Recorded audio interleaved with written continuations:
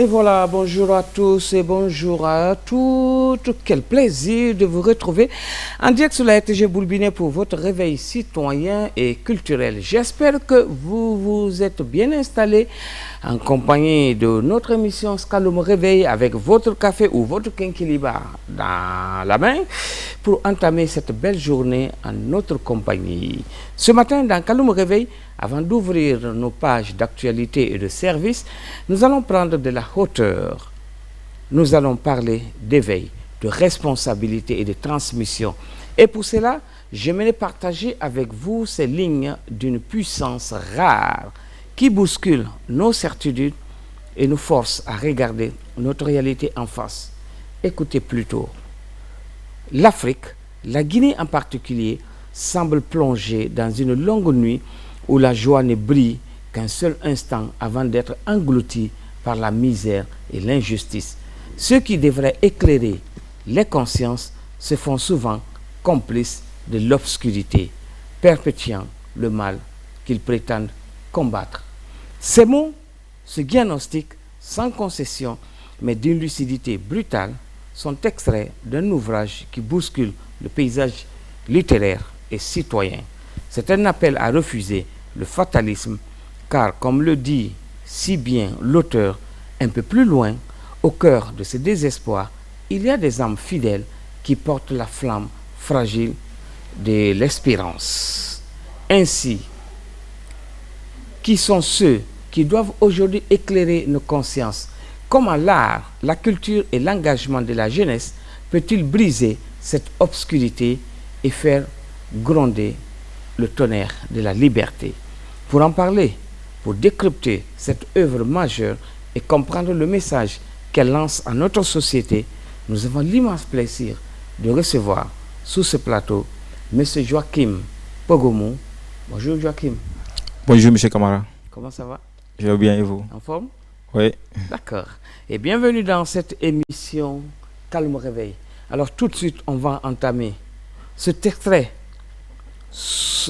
Je vais parler de cet extrait que nous venons de lire, s'ouvre sur un constat très lourd.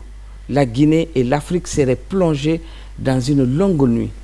Qu'est-ce qui vous a poussé à utiliser une métaphore aussi sombre pour décrire notre réalité, Joachim?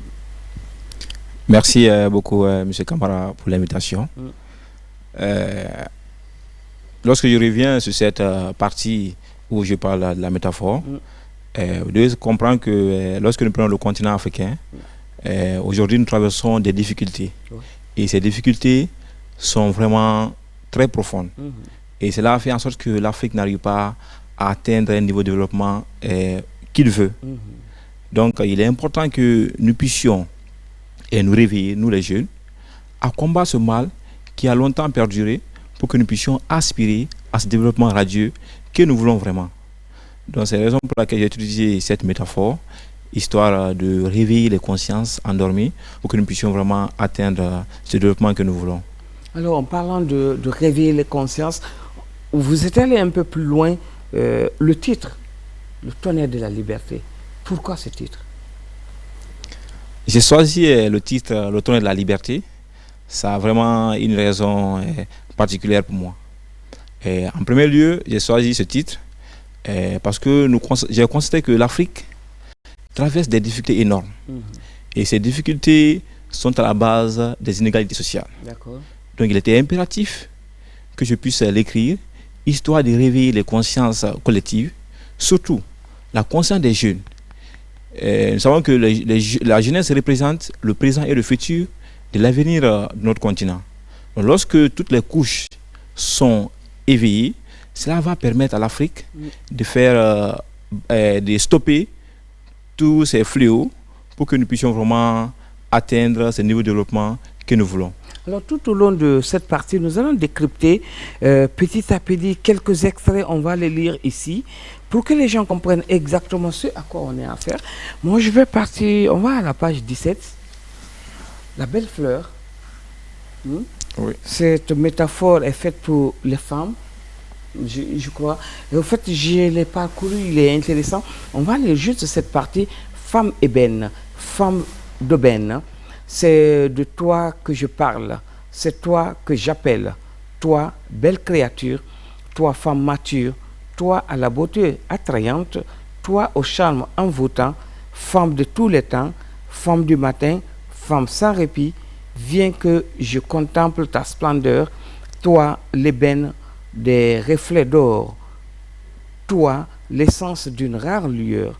Ce teint éclatant me coupe le souffle. Tu es le remède, la douceur d'une vie mûre. D'une olive mûre, hein, je voulais dire, ok? Ta silhouette est un poème. Ton combat, une épopée. Tu es une œuvre enchantée, façonnée avec patience par la main divine, douce comme le miel, accueillante comme le ciel. À toi, je dédie ces vers, femme, essence et lumière, toi qui as toujours su être mon arme et ma flamme. Pourquoi dédier ça à une femme? Pourquoi parler des femmes? Cette ébène, cette beauté. Et comme vous-même vous le dites, cette couleur noire, opaque, je ne sais pas comment vous le dites. Merci beaucoup, monsieur Camara. Avec ce texte, j'essaie de rendre hommage à la femme africaine. Savons que la femme africaine est cette beauté rare. Je veux que la femme soit fière de sa beauté. Cette beauté africaine dont nous avons hérité de nos pères et de nos mères, il est important que nous puissions la préserver. Et en plus, j'essaie de rendre hommage à ces femmes braves qui sortent tout le matin à 4 heures au marché de Matoto, dans ces grands marchés, en train de se battre pour avoir leur quittance. Donc je me dis qu'il était impératif de rendre hommage à cette femme pour qu'elle soit fière de sa peau, pour qu'elle soit fière de ce qu'elle est, que les hommes aussi puissent changer de mentalité, pour ne pas qu'on puisse prendre la femme juste comme un objet ou un instrument que nous pouvons manipuler à notre guise. Donc je rends hommage à cette beauté africaine qui représente la femme. Ici, Joachim, nous avons des obligations et ce qu'on va faire, on va se tourner vers la régie, on va revenir juste après ça, on va faire un peu de sport. Après, on revient ici pour continuer à décortiquer cette belle œuvre que vous avez appelée Le tonnerre de la liberté. C'est signé des plumes inspirées. Oui, effectivement. Ça, c'est la maison d'édition. Oui. D'accord. On reviendra ici tout à l'heure pour en parler. Et puis, je vois que ce roman a été préfacé par Maître Joachim Biloumou. Oui, effectivement, Maître Joachim Biloumou, c'est mon oncle mononyme, un grand avocat connu du public. Il a défendu beaucoup de hauts cadres en Guinée. Et actuellement, il est juge à la CCJA, à la Cour commune de justice et d'arbitrage à Abidjan, où il représente fièrement la République de Guinée. Alors, on va revenir juste ici pour continuer à lire et à parcourir ce livre. Est-ce qu'on est d'accord? D'accord. C'est un recueil de poèmes, hein? Oui. Il faut le préciser. Oui, effectivement. À tout de suite. Elle avait 9 ans, 9 ans d'innocence, mais un manque a brisé son monde, lui a volé son enfance. Désormais, elle porte un masque, celui de la honte, car la société l'accuse, comme si le crime était le sien. Violer une fille, c'est tuer son âme, lui arracher sa lumière, transformer son rire en silence, son avenir en cendre. Elle réclame justice, mais les juges sont aveugles. Les coupables dorment tranquilles et elle hurle seule dans la nuit. Nous parlons du viol. Pourquoi spécifiquement parler du viol dans ce recueil? Je parlais du viol parce que c'est un phénomène qui a pris de l'ampleur en République de Guinée. Donc il était impératif de parler de ce fléau qui fatigue beaucoup nos jeunes filles. D'accord. Oui. L'écrivain, à la base, doit s'inspirer des faits sociaux. Donc, je me suis dit que, en écrivant ce recueil de poèmes, passer sous silence le viol, c'est vraiment passer à côté de la plaque. Donc, raison pour laquelle j'ai écrit, pour interpeller les autorités, interpeller les citoyens, pour que nous puissions vraiment lutter contre ce mal qui fatigue et qui met en péril l'avenir de nos jeunes filles. Alors, Joachim, vous décrivez et vous écrivez en plus que ceux qui devaient éclairer les consciences se font souvent complices de l'obscurité. Est-ce une critique directe à qui vous pensez concrètement, aux intellectuels, aux décideurs ou même aux acteurs culturels ou les médias que nous sommes, nous? Bon, en gros, je dirais que ce passage intéresse tout le monde. et surtout ceux qui sont les décideurs. D'accord. Et nous savons que lorsque nous avons une portion de pouvoir, Oui. il est impératif que nous puissions bien gérer. En étant du côté des gouvernants, Oui.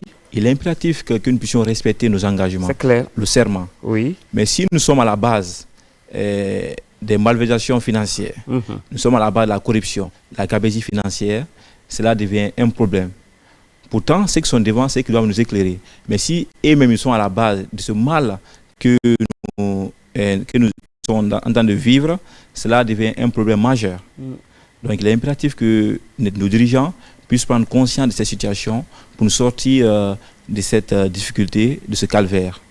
Alors, selon vous, comment en est-on arrivé à ce que ceux qui prétendent combattre le mal finissent par le perpétuer? Est-ce un manque de courage ou un piège systémique? Bon, je dirais qu'il y a un manque de courage à ce niveau. D'abord, si nous voyons le système, beaucoup de personnes étaient hors du système. Ils étaient là en train de critiquer, mais une fois qu'ils sont partis dans le système, ils se sont laissés emporter par le système. Mais je pense qu'il faut plus de courage, plus de détermination pour faire les choses. Parce qu'avec des valeurs, si nous nous sommes imposés des valeurs que nous avons décidé de respecter, quels que soient les vents et marées, nous ne devons pas nous laisser submerger par ces situations ou par les épreuves qui peuvent arriver. Nous devons résister à toutes ces difficultés. Je crois que à travers ces lignes, vous rendez hommage à Papa Koli Nkrumah, qui s'était donné comme vocation avec son parti politique de combattre le système. Parce que si le système est plus fort et qu'il est ancré, c'est difficile de s'en débarrasser. Heureusement, votre texte ne s'arrête pas au désespoir, hein. Vous parlez d'âmes fidèles qui se dressent. Qui sont ces personnes aujourd'hui en Guinée qui refusent de voir le continent sombrer? Bon, je dirais, ces personnes, c'est toutes ces personnes qui incarnent ces valeurs. Lorsque nous prenons une société, il y a toujours des personnes qui font le bien et ceux qui font le mal. Mais toutes ces personnes qui restent fidèles à leurs valeurs, c'est eux que j'appelle les âmes fidèles. Ces jeunes conscients, ces dirigeants conscients qui ne se laissent pas dominés par le système, qui se battent nuit et jour pour la cause de la République de Guinée. Donc je rends hommage à toutes ces personnes que malgré les difficultés, malgré tout ce qui se passe, on les propose de l'argent, on les propose des postes, on les propose plein de choses, mais ces personnes décident de rester fidèles à leurs valeurs. Donc je rends hommage à toutes ces personnes. Et j'interpelle toutes les personnes qui sont de l'autre camp de ces jeunes à nous pour que nous puissions vraiment aller dans l'encre du développement radieux qui sera profiter à l'ensemble des citoyens de la République de Guinée. Notre paradis, il est merveilleux. Donc tout le monde doit œuvrer pour le bon sens. Comme vous le dites bien, il faut refuser toute chose qui te dénature, qui t'enlève le chemin, parce que la vertu reste l'essence même de l'homme. C'est ça, on peut le résumer ainsi? Oui, effectivement, M. Kamara. Merci beaucoup, Joachim. Merci toujours de rester à notre compagnie. On va revenir encore au livre pour donner ce passage que j'ai admiré. Et pourquoi ça? Parce que peut-être que c'est ce qui vous a poussé encore à partir pour faire encore. Vous êtes masterant au niveau de l'environnement. Oui. C'est ça? Effectivement. Si j'ai bonne information. Alors, on va parler de l'environnement. On dit ce monde nourrit en moi un désir. Le ciel, cadeau précieux de Dieu.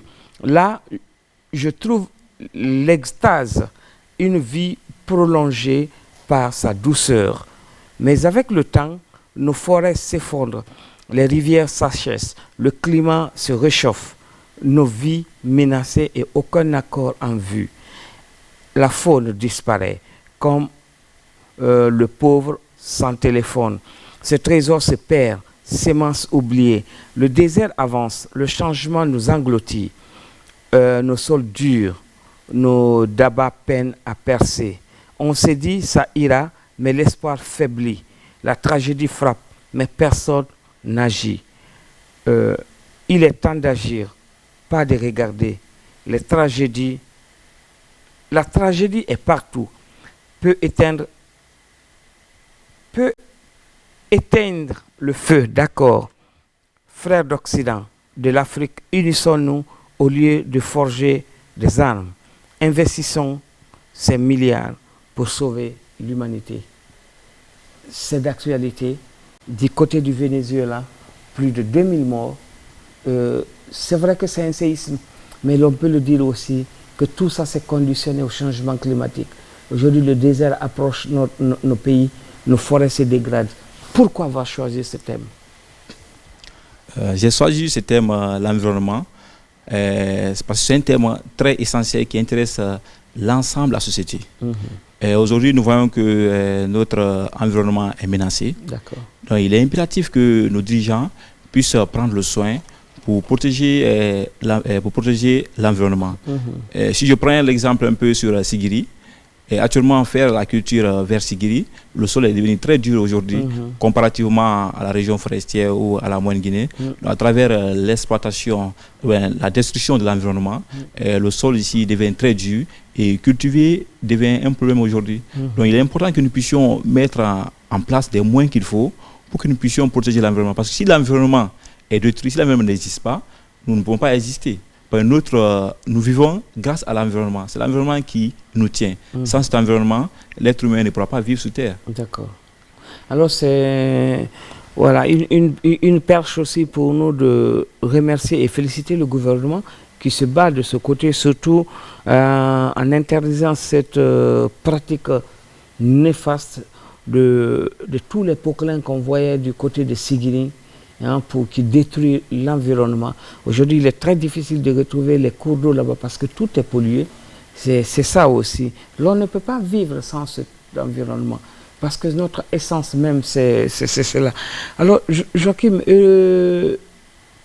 en tant qu'observateur du secteur culturel, pensez-vous que nos expressions artistiques culturelles actuelles, je veux dire, la musique, le théâtre, la danse, portent assez cette flamme fragile de l'espérance ou sont-elles trop portées sur le simple divertissement? Bon, je dirais qu'il y a l'espoir. Il y a beaucoup de jeunes aujourd'hui, beaucoup d'artistes qui œuvrent dans le cadre de l'éveil de conscience, de la sensibilisation. Mais d'autre part, nous constatons aussi qu'il y a trop de divertissement actuellement. Et cela se matérialise surtout dans les écoles, trop de divertissement. Et alors que lorsque nous prenons une jeunesse, la jeunesse doit être plus concentrée sur la formation, sur l'essentiel. Parce que lorsque nous nous laissons dans le divertissement, ce sont les autres qui vont venir nous diriger. Si nous prenons aujourd'hui beaucoup de compagnies minières en République de Guinée, nous avons peu de cadres qui sont formés sur les questions minières, sur les questions de l'environnement. Nous sommes obligés de faire appel aux expatriés, à des Sénégalais, à d'autres personnes pour venir. Donc la jeunesse, certes, si nous sommes jeunes, nous devons blaguer, mais nous devons avoir des limites. Notre préoccupation, c'est comment se former.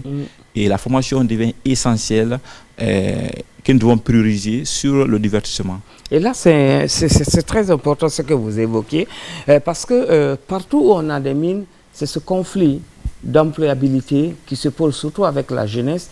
Mais il faudrait que nos politiques s'adaptent à cela.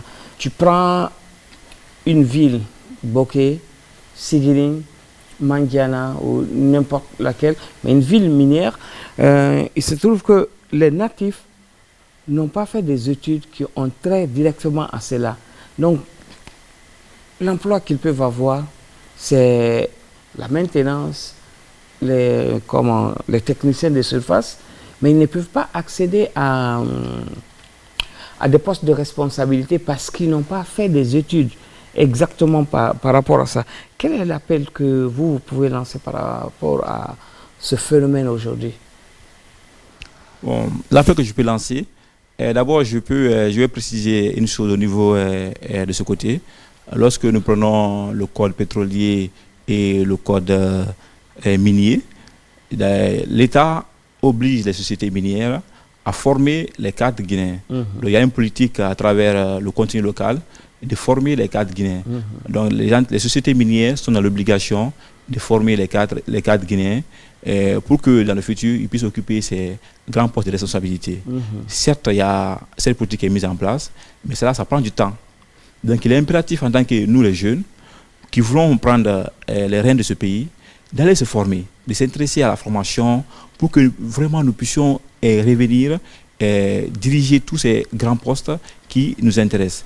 Et j'interpelle l'État à œuvrer dans ce sens, qui a déjà mis en place beaucoup de politiques pour former les jeunes, à renforcer la formation et que nous, les jeunes qui sont au centre, que nous puissions prendre conscience. Parce que si nous nous limitons aux 50 000, aux 100 000, ça va nous fatiguer. Il est important que nous puissions aller nous former pour aspirer à ces grands postes de responsabilité. Alors, qu'est-ce qui vous a poussé à faire le master en environnement? Parce que vous êtes juriste, M. Pogoumou. Oui. Oui, lorsque nous prenons le master droit de l'environnement, mine et développement durable, je suis juriste affairiste à la base. J'ai décidé de faire le droit de l'environnement, mine et développement durable pour m'intéresser à ces questions minières. Aujourd'hui en Guinée, il y a peu d'experts en matière de l'environnement et en matière minière. Ce qui a d'ailleurs provoqué le plus souvent, lorsque nous prenons dans le passé, avant l'État partait signer des contrats avec les investisseurs internationaux, donc l'État guinéen n'avait pas assez d'experts. Ça, c'était dans la plupart des États africains, il n'y avait pas assez d'experts.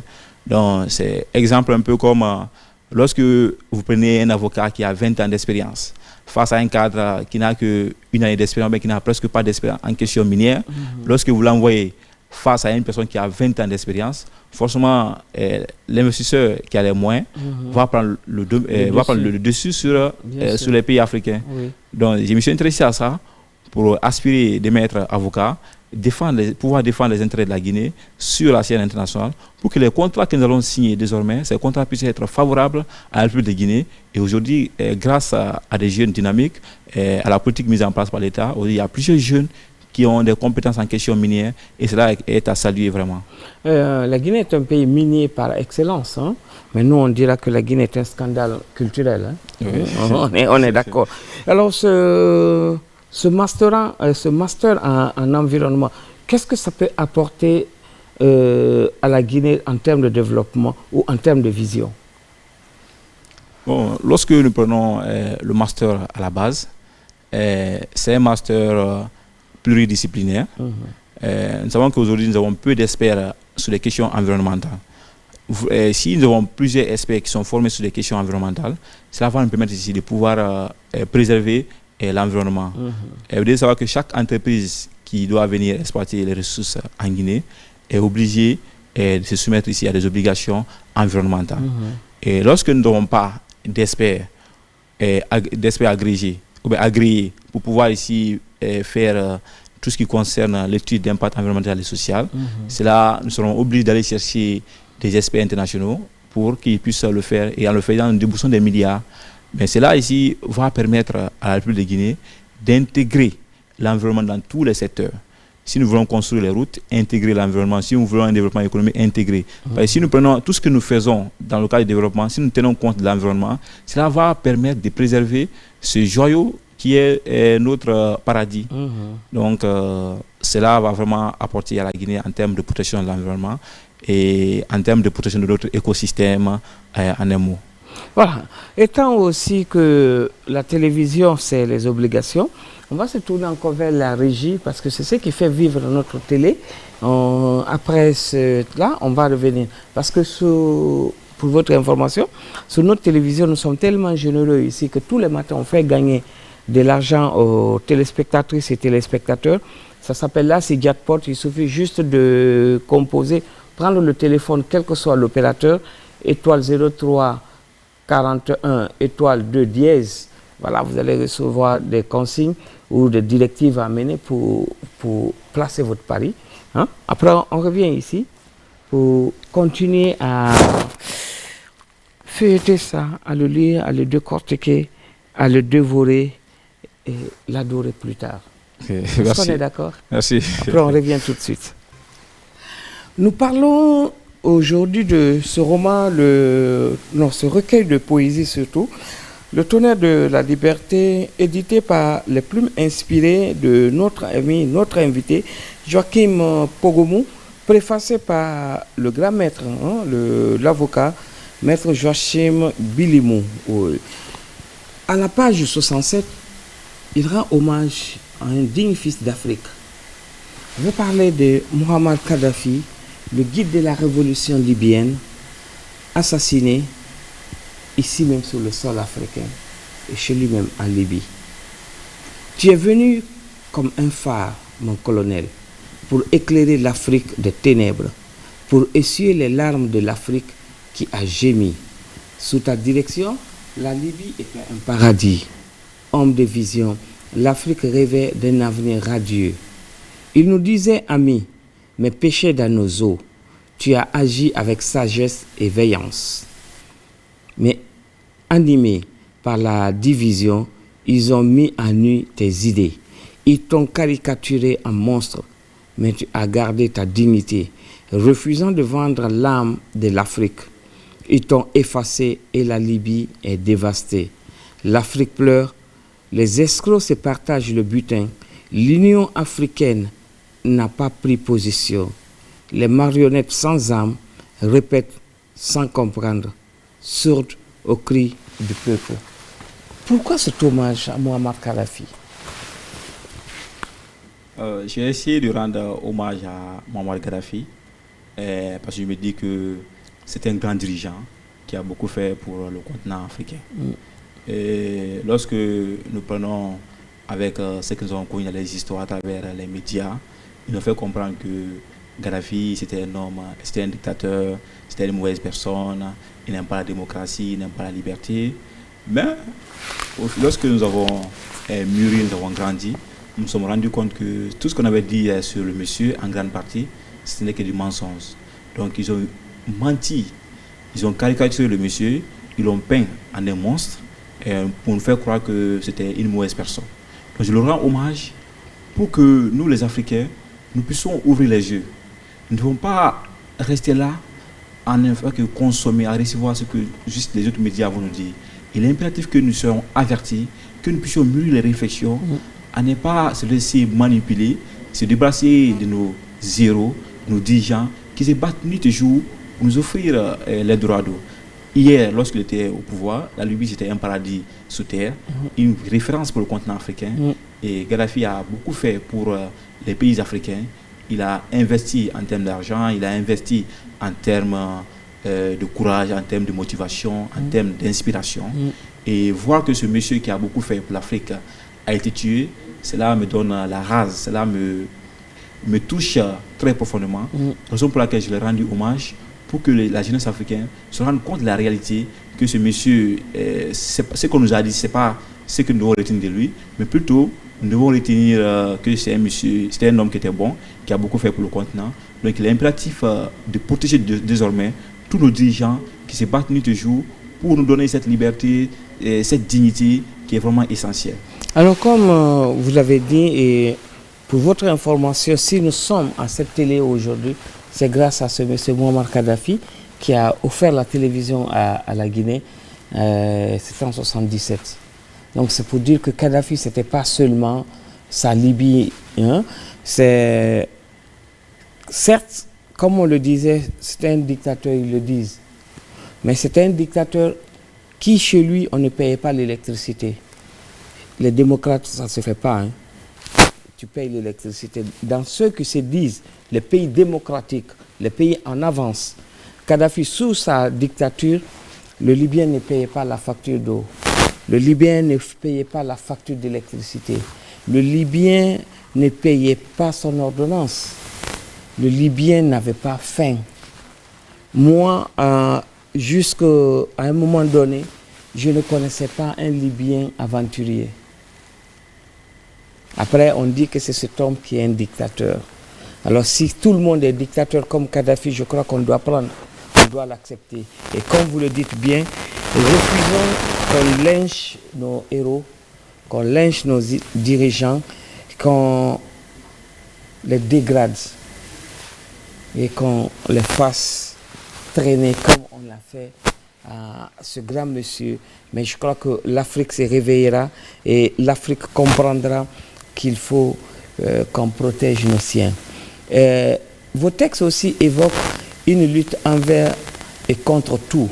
Quel message adressez-vous à la jeunesse guinéenne qui fait face au chômage et aux difficultés quotidiennes pour qu'elle ne baisse pas les bras?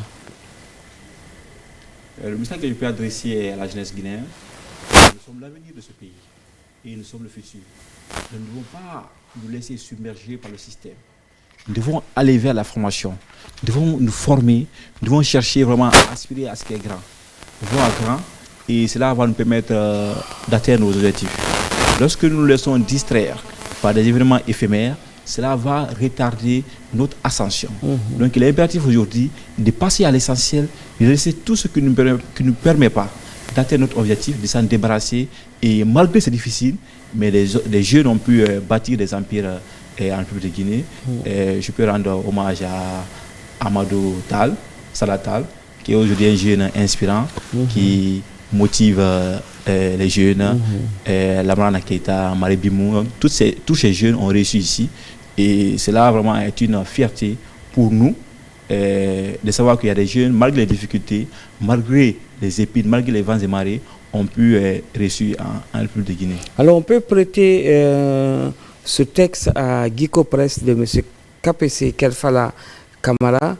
Naître, grandir et réussir en Guinée, c'est possible. Effectivement. Hommage à tous ces jeunes qui se battent au quotidien pour le développement et pour la réussite de notre Guinée. On va continuer toujours avec notre recueil de poèmes de la trahison.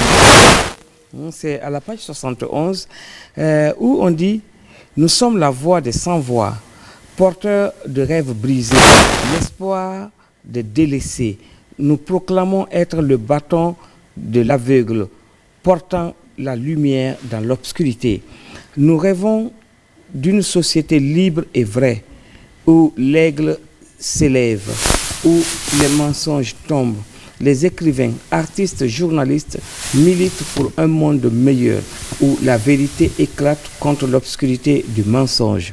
Certains se battent pour la vérité, contre les oppresseurs et les murs, et leurs murs invisibles. Nos voix ne se tairont pas. Elles résonneront comme des tambours. Nous, réveilleurs de conscience, luttons contre les ombres. Certains ont vendu leur âme, troqué leur honneur contre de l'or, trahi ceux qui les soutenaient. Les autres ont préféré s'éloigner, préservant leur dignité, mais abandonnant la lutte. Qu'est-ce que vous voulez nous dire? Bon, au niveau, le titre d'abord, le titre est très éloquent, la trahison. La trahison.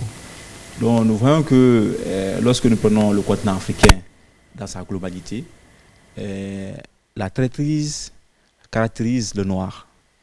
Donc le plus souvent, c'est par le noir qu'on passe pour faire tomber nos dirigeants. Donc je veux que nous, les Africains, que nous puissions sortir de cette situation. Aujourd'hui, quel que soit le montant que vous allez remettre à un Américain ou à un Français, d'aller faire du mal à ces dirigeants, ce monsieur ne va pas tomber dans ça, quel que soit le montant.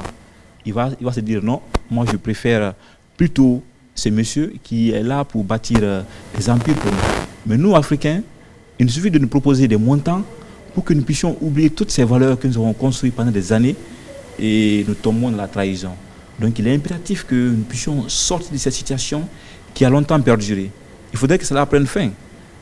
Parce que toutes les richesses que nous avons, c'est juste pour un temps. Alors, comme le disait Samuel Eko Kebi Baya Fonte, mieux vaut dire à la personne en face, à partir de l'instant, on est en guerre, on est en querelle, que de trahir. Parce que trahir fait très mal. Et souvent, c'est en la personne la plus proche. J'ai vu un extrait quelque part, le gars qui disait que je préfère mes ennemis à mes amis parce que mon ennemi ne peut jamais me trahir.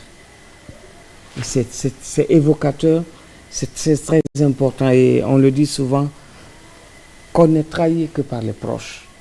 Alors ce message, je crois qu'il est très très fort. Voilà. Votre texte se termine par une promesse forte. Un jour, ceux qui ont caché la lumière devront répondre de leurs actes. Est-ce un appel à la justice historique, morale ou citoyenne? J'assume. Ici, j'essaye d'appeler à la justice citoyenne et à la justice divine. Alors, la justice citoyenne, parce que lorsque nous prenons toutes ces personnes qui nous dirigent ou bien qui ont dirigé pendant un temps, nous devons savoir que le pouvoir est éphémère et tout ce que nous avons, ça prend un temps. Donc, lorsque nous gérons bien, après nous, on ne sera pas inquiété. Mais lorsque nous dirigeons mal, dès que le système change ou bien dès que vous êtes appréhendé, et actuellement nous avons qu'il y a la CRIEF qui est là, où vous pouvez facilement être jugé lorsque vous détournez des montants qui atteignent 1 milliard de nos francs guinéens. J'appelle à la justice divine aussi, parce qu'il peut arriver qu'il y a des hommes qui sont tellement protégés. Dans chaque régime, on voit qu'ils sont très collés. Donc c'est la justice divine qui peut ici nous soulager le cœur. Le plus souvent, nous voyons des anciens dignitaires qui finissent mal dans un accident, qui piquent une crise, oubliant tout ce mal qu'ils ont eu à faire au peuple. Ce sont les conséquences. Ben, nous pouvons investir des milliards dans l'avenir de nos enfants, mais si l'argent là est mal acquis, nous voyons que nos enfants ne vont pas réussir. Donc il est impératif que lorsque nous sommes aux affaires, nous puissions bien gérer la chose publique. Sinon, nous allons subir la justice sociale ou la justice divine, mais nous n'allons pas échapper quand même. Comme on le dit, le bien mal acquis ne profite jamais. Et au-delà même de ces infractions financières, au niveau de la CRIEF, il est impératif que quand Dieu nous a donné la chance ou le privilège de gérer une portion de responsabilité, il faut rendre compte. C'est important. C'est important cela. Alors, quand le tonnerre de la liberté grondera, à quoi ressemblera la Guinée dont vous rêvez dans cet ouvrage? Lorsque le tonnerre grondera, la Guinée sera ce pays tant rêvé, ce pays où chacun pourra profiter de l'ensemble des richesses, où chacun sera heureux sans être inquiété par ses opinions, par sa religion, par son ethnie, et où le bonheur sera vraiment partagé entre l'ensemble des fils de Guinée. Et si vous le voyez bien avec le livre, les couleurs sont tellement éloquentes. Nous voyons que la couleur blanche est... Est-ce qu'on peut montrer ça à la régie? Parce qu'il est en train de nous expliquer déjà. Voilà, ça est là. Oui. Lorsque nous le contour qui est blanc. Le contour qui est blanc. Oui. Il y a devant, derrière tout, c'est le blanc qui domine. Ça, c'est l'espoir. D'accord. Et malgré les difficultés que nous traversons, l'espoir est permis. D'accord. Et vu que le blanc domine la couleur noire, qui traduit la souffrance, le désespoir, la misère, le calvaire, nous avons aussi le bleu qui est intégré à l'intérieur. Ce bleu qui traduit ici la vérité. Et nous voyons que le blanc domine et le bleu domine. Donc le bleu et le blanc sont porteurs de bonheur, porteurs de joie. Donc cela veut dire tout de même que les Guinéens devons garder espoir, nous devons nous battre, aller à l'essentiel pour que nous puissions vraiment aspirer à ce développement radieux à l'image des autres pays qui sont mis à la tâche, la Chine, le Japon, qui ont travaillé. Nous pouvons faire mieux que si nous mettons au travail. Oui, parce que si nous nous mettons au travail, nous pouvons aller encore beaucoup plus loin. Parce qu'on disait qu'en 1958, on avait le même développement que la Chine. Mais aujourd'hui, avec l'abnégation, le travail, et on a vu avec l'avènement de cette 5e République que le Guinée est enchanté, le pays bouge, les mentalités changent. Le Guinéen aujourd'hui se met au travail. Et comme vous l'avez dit tout à l'heure, cette 5e République fait davantage confiance en la jeunesse, dit que c'est la jeunesse qui peut, et comme l'adage le dit, si jeunesse pouvait, et voilà quelque chose. J'ai oublié cet adage-là, mais je crois que ça va venir. Voilà, c'est si jeunesse savait, vieillesse pouvait. Ok, donc c'est ça. On va encore retomber dans le recueil. On va lire cette partie encore qui parle du désespoir. Le peuple a choisi ses dirigeants, leur confiant la destinée du pays, ignorant les lettres, car il a cru au savoir, pensant qu'un lettré saurait mieux le conduire. Au fil du temps, le peuple qui rame ignore les complots infâmes. Loin des regards se joue un drame, mais sa voix ne pèse pas un gramme. Sentant l'odeur âcre de la viande avariée, je saisis ma plume indignée. Au berger, il y a du crime, mais peine perdue, le peuple brame. À l'image du poète, je clame, l'espoir s'efface, voici mon tome. Las de jouer le pantomime, excuse-moi, je laisse éclater ma colère, j'en appelle à Rome, je rêve d'un peuple libre et fier, comme un citoyen de Nîmes en lumière, criant son droit, maître de sa demeure, dans un monde où l'on s'exprime sans peur, déprimé, le peuple ne sait plus à quel saint se vouer. Dans ce passage, vous parlez de Rome. Je ne sais pas de quel Rome vous parlez. Et vous parlez de Nîmes. De quel Nîmes vous parlez? Et quelle métaphore? Okay. Bon, si je parle de Rome, savons tous que Rome, c'est la capitale d'Italie. Donc quand il dit j'en appelle à Rome, je veux que nous puissions nous inspirer de Rome. Nous savons que quand on parle de Rome, c'est l'Italie. Donc l'Italie aujourd'hui a atteint un niveau de développement élevé. Et dans le passé lointain, la Rome était un empire vraiment qui a conquis le monde entier. Et ils ont pu ici s'imposer à travers le savoir, à travers les armes. Donc moi je veux que nous puissions nous inspirer de Rome pour que nous puissions vraiment aller où nous voulons. Pas de cette partie qui dit brûle Rome, hein? Mais Rome qui s'éveille. Voilà, un Rome qui s'éveille. D'accord. Et de Nîmes? Nîmes, c'est une ville qui se trouve en France. Donc on dit, comme je rêve d'un peuple libre et fier, comme un citoyen de Nîmes en lumière. Donc nous savons qu'aujourd'hui le peuple français, il y a cette liberté d'expression qui existe en France. Et quand nous voulons, je veux que nous puissions faire comme ces citoyens français, où nous pouvons nous exprimer librement sans être inquiétés par quoi que ce soit, mais avec une liberté encadrée, dire ce qu'il faut. Donc on s'inspire de Nîmes, qui est une ville française, donc on va s'inspirer des Français pour bâtir des institutions fortes et des hommes forts en République de Guinée. Alors, comme nous, on est sportif, on adore le football, c'est un clin d'œil pour le club de Nîmes, les Crocos nîmois. D'accord, c'est les crocodiles.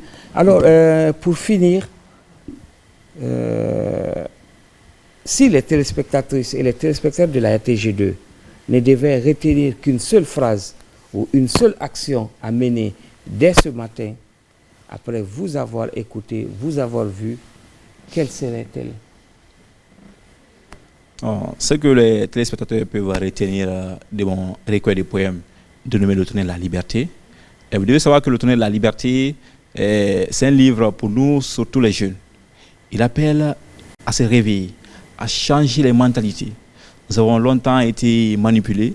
Donc il est impératif aujourd'hui que nous puissions nous mettre au travail, que nous puissions changer nos mentalités, lutter contre tout ce qu'on appelle la trahison, la traîtrise, pour que nous puissions bâtir une Afrique forte et en particulier une Guinée où chacun pourra profiter des richesses de façon paisible, de façon épanouie, sans être inquiété.